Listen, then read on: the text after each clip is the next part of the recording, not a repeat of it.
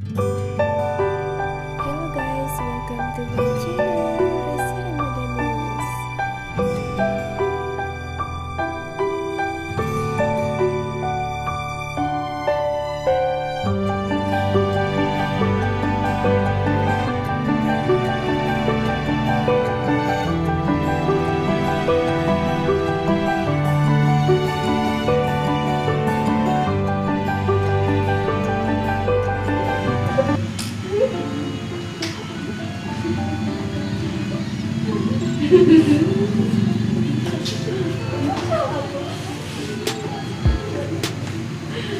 Kita bentar lagi ya, panggil teman-teman yang lain. Iya, Bu.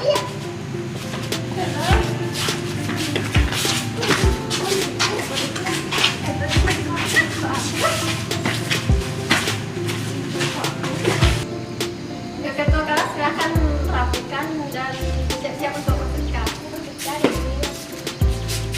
Siap, berat. Tengah kencang, kanan berat. Tegak, berat. Sebelum masuk kelas, kita bersalaman kepada ibu dulu.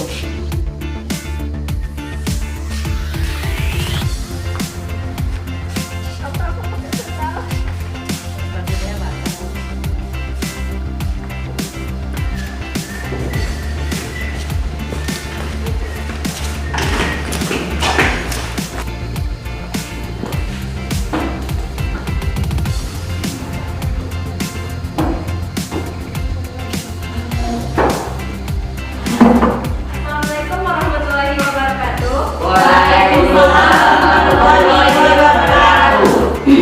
Apa kabarnya anak-anak semua? Alhamdulillah, Ibu. Baiklah, sebelum pembelajaran dimulai, Ibu mengecek kesiapan anak-anak semua dulu. Jadi di sekitar bangkunya jika ada sampah silahkan dipiring dan buang langsung ke tong sampah. Bagi yang tidak ada silahkan duduk kembali di tempat duduknya. Baiklah, sudah kembali ke tempat duduknya masing-masing kan? Sudah, Bu.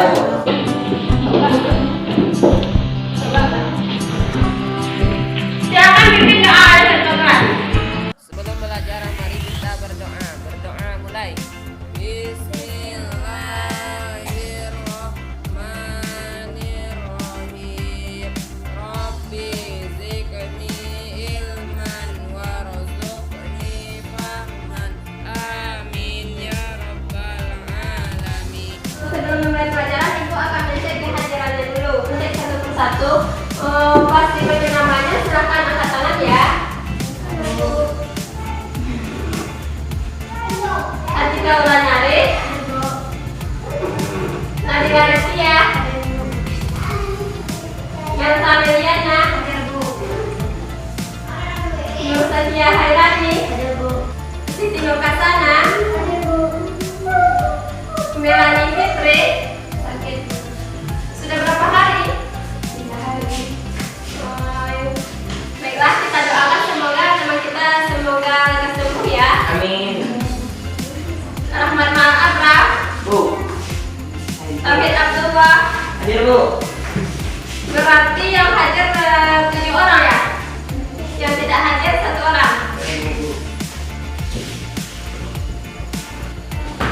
Baiklah, sebelum kita mulai pada pembelajaran hari ini, Ibu akan mengecek kesiapan Ananda dulu untuk pertemuan kita pada hari ini. Apakah semuanya sudah mempunyai alat tulis seperti buku dan pena? Apakah ada yang masih ingat materi kita pada minggu lalu? Tidak, Bu. Tidak ada yang ingat? Ya, silakan Nari.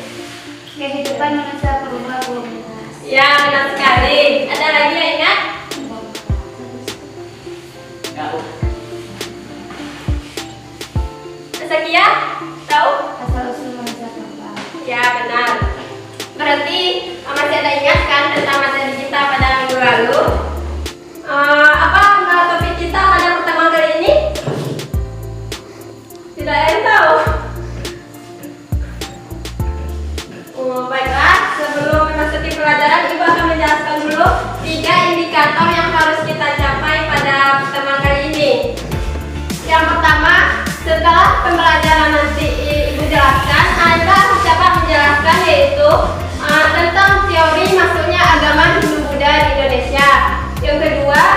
dapat menjelaskan kerajaan yang bercorak Hindu-Buddha di Indonesia.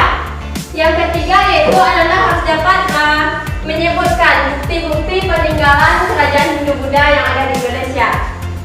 Jadi berapa indikator yang harus kita capai pada pertemuan kali ini? 3. Ya, benar sekali. Baiklah, untuk awal ini Ibu akan menjelaskan dulu secara umum tentang materi kita secara satu persatu. Jadi Ibu harapkan dari Ananda semua dapat menyimak dan memperhatikannya, karena setelah Ibu menjelaskan nanti Ibu akan melemparkan pertanyaan, bisa saja dalam bentuk kuis ataupun bentuk permainan lain. Jadi Ibu harapkan Ananda dapat memperhatikannya. Ya, Bu. Ini masuknya agama Hindu-Buddha di Indonesia. Jadi menurut para ahli sejarah, cara dan masuknya agama Hindu-Buddha ke Indonesia itu terbagi menjadi dua. Yang pertama yaitu masyarakat Nusantara yang berperan pasif, yang kedua masyarakat Nusantara yang berperan aktif. Jadi maksud dari masyarakat Nusantara yang berperan pasif ini ialah masyarakat Nusantara itu mempelajari agama Hindu-Buddha melalui orang India yang datang ke Nusantara.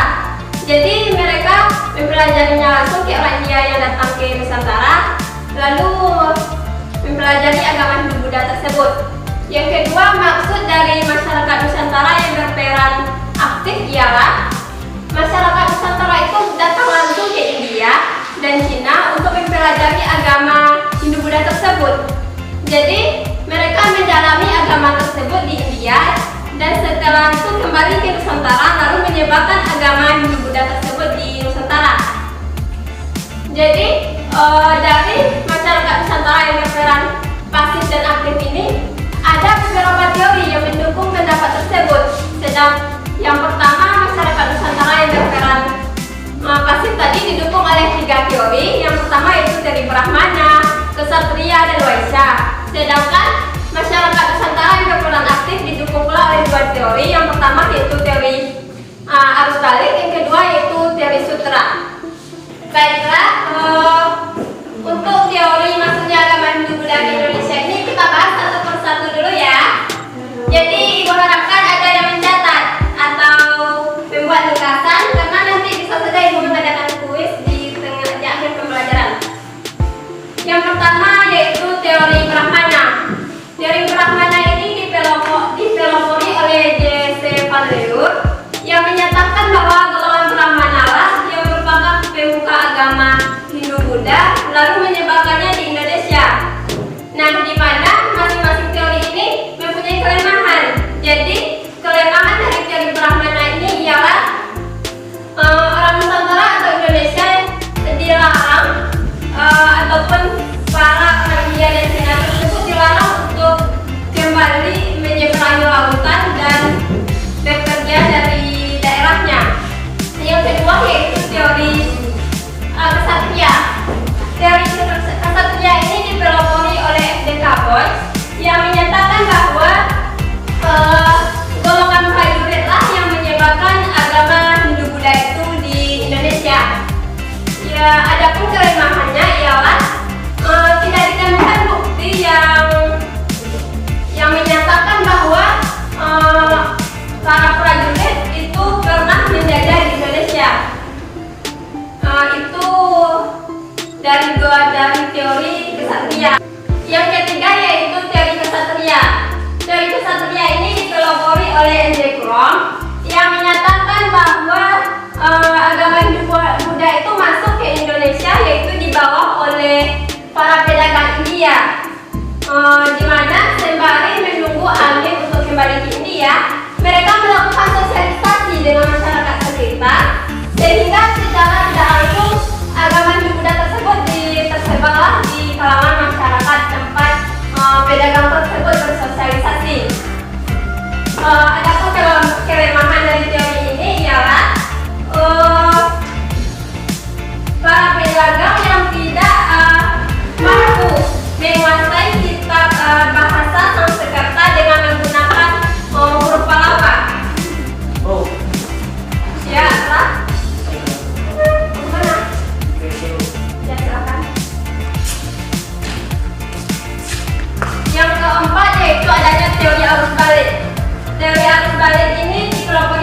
juga oleh Defabel yang menyatakan bahwa orang Indonesia itu sendiri yang datang ke India dan Cina untuk mempelajari agama Hindu-Buddha. Jadi setelah mempelajari ilmu tersebut di India, lalu mereka kembali ke Indonesia dan lalu menyebarkannya di Indonesia.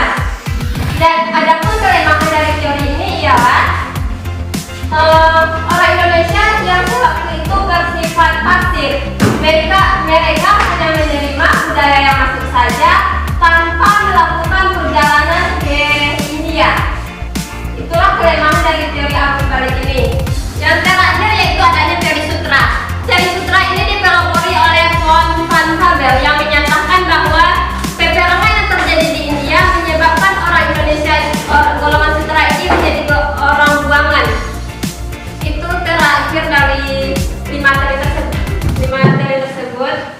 Jadi ada berapa teori yang menyatakan bahwa agama Hindu-Buddha itu masuk ke Indonesia tadi? 5, Bu. Ya, benar sekali. Jadi pada memperhatikan ya.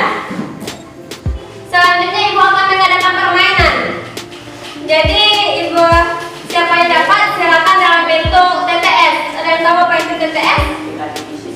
Ya, jadi Ibu akan menuliskan dulu soalnya. Nanti Ananda maju ke depan jika dapat sesuai dengan jawabannya ya.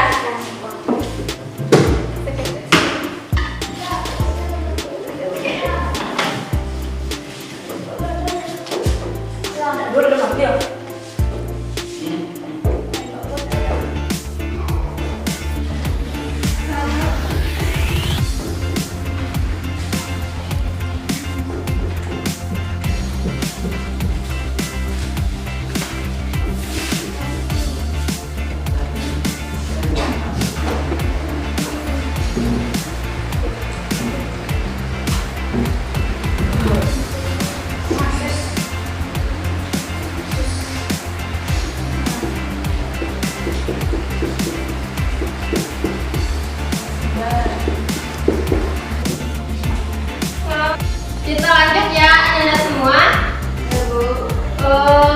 Pada poin yang kedua kita bahas lagi tentang kerajaan-kerajaan yang bercorak Hindu-Buddha di Indonesia. Yang pertama itu ada Kerajaan Kutai, yang kedua ada Kerajaan Tarumanegara, Kerajaan Sriwijaya dan Kerajaan Mataram, Kerajaan Singasari dan Kerajaan Majapahit. Jadi ada 6 kerajaan yang bercorak Hindu-Buddha di Indonesia. Selanjutnya kita masuk ke bukti-bukti pengaruh Hindu-Buddha di Indonesia. Jadi ada 5 bidang sebagai bukti pengaruh Hindu-Buddha itu di Indonesia. Yang pertama itu dalam bidang agama, yaitu sebelum agama Hindu-Buddha itu masuk ke Indonesia itu adanya kepercayaan animisme dan dinamisme. Jadi setelah agama Hindu-Buddha masuk, jadi sebagai buktinya itu adanya gereja. Yang kedua itu dalam bidang politik dan pemerintahan. Dalam bidang politik dan pemerintahan ini sebagai buktinya itu munculnya kerajaan Majapahit, Singasari, Mataram kuno, Tarumanegara dan lain sebagainya.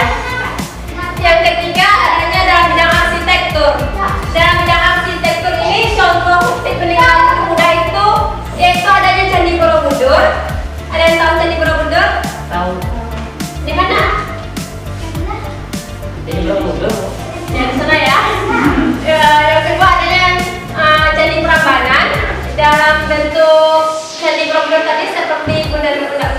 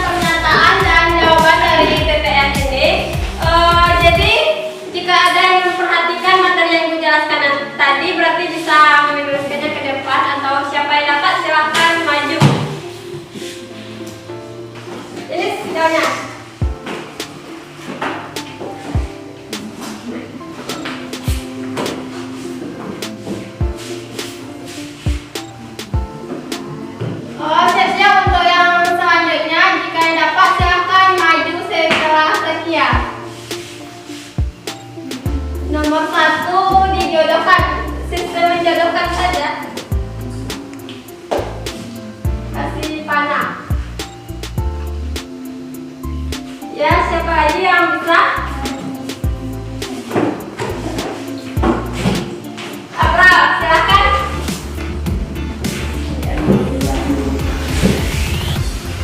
Yang lain silakan dicari atau perhatikan soalnya.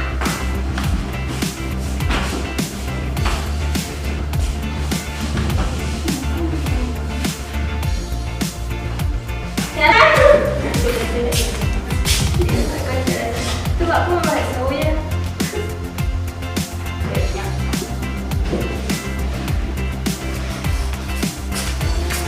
Ya, siapa aja yang bisa? Tidak ada cepat.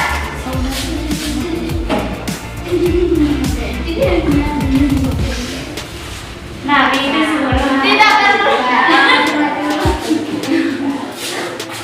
Siapa lagi? Nabila. Semuanya dijodohkan ya. Jadi kita periksa sama-sama. Ya, Bu. Yang nomor 1 siapa tadi? Sekia. Oh, ada berapa teori yang menyatakan agama Hindu-Buddha masuk ke Indonesia? Oh, jawabannya ada 5. Ya, benar sekali. Tepuk tangan untuk Sekia. Kita lanjut ke lista nomor 2. Siapa tadi yang nomor 2? Saya, Bu. Apa ya? Ya, Bu. Kaum Brahmana tidak diperbolehkan keluar dari India. Ini merupakan kelemahan dari teori apa? Brahmana. Oh, nomor 2. Brahmana, ya benar sekali. Tepuk tangan untuk. Dan siapa tadi? Saya, mungkin, Bu. Pensa ya? Oh, tidak itulah makanya bukti yang menunjukkan bahwa Indonesia pernah dijajah oleh prajurit India merupakan kelemahan dari teori kesatria. Ya benar sekali. Kita siapkan untuk Pensa.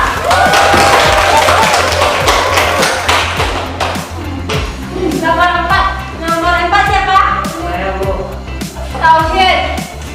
Para pedagang tidak menguasai kitab suci agama Hindu merupakan kelemahan dari teori Waitya. Ya benar sekali. Siapa untuk si Tauhid? Nomor 5 yaitu siapa nomor 5 tadi? Nabila. Orang Indonesia yang bersifat pasif dan hanya menerima budaya yang masuk saja merupakan kelemahan dari teori. Dari siapa? Harus balik. Ya benar. Yang nomor 6 terakhir siapa tadi? Saya salah, ya, Bu. Siti. Ada berapa kerajaan yang bercorak Hindu-Buddha di Indonesia? 6. Apa saja tadi? Salah satunya. Kerajaan Tarumanegara, Kutai, ya, Sriwijaya, Singasari, dan ya ada 6 kerajaan yang bercorak Hindu-Buddha di Indonesia.